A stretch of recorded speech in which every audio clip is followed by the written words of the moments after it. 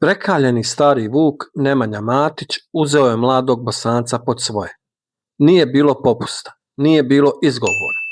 Ovo je priča o surovim lekcijama, balkanskom inatu i tome kako je srpska legenda od Tarika Muharimovića napravila zvijer od koje strahuju najbolji napadači današnjice.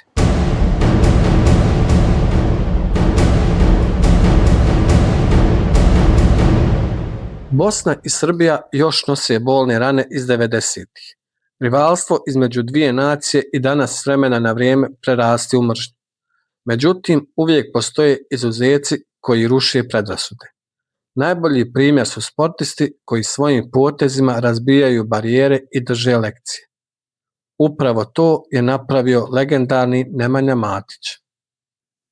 Tarik Muharimović je prolazio kroz najteži period karijere kad je naletio na Nemanju Matića.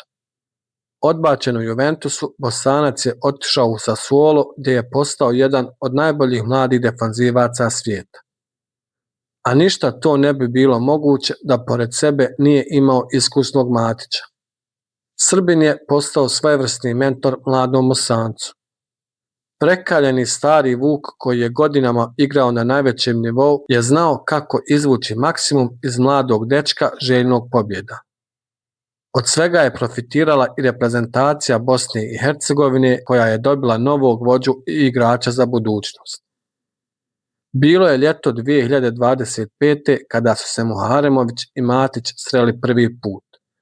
Sassuolo se vratio u seriju A i doveo je Matića kao osigurača u veznom redu za dosta mladih i neiskusnih, ali itekako talentovanih fudbalera.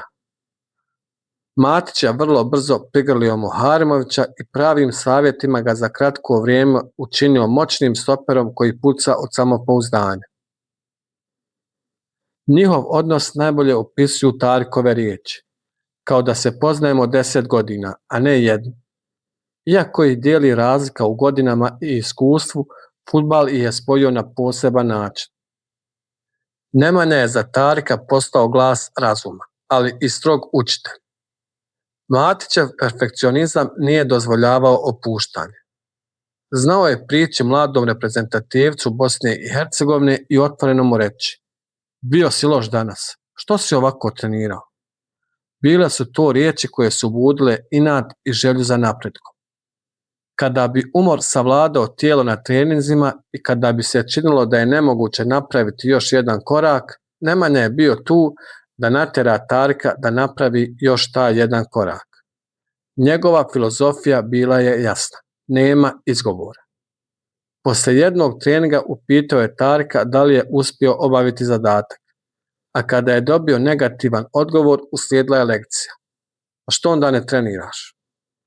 No, Matić nije bio samo strog kritičar.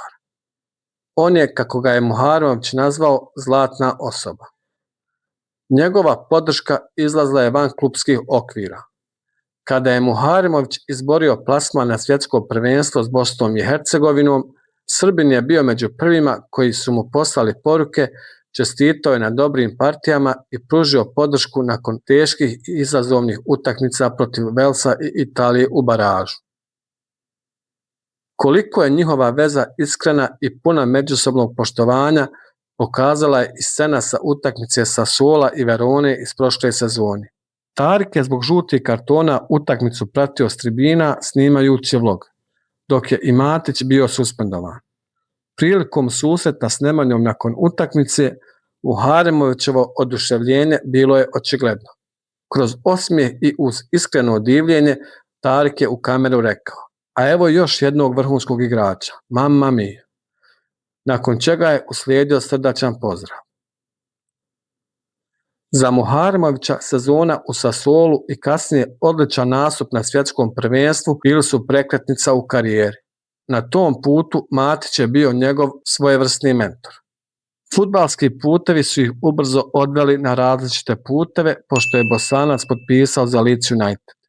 Ali lekcije, savjeti i prijateljstvo koje je stvorio s Matićem iz slačionice Sassuola ostaće urezani u njegovu karijeru zauvijek.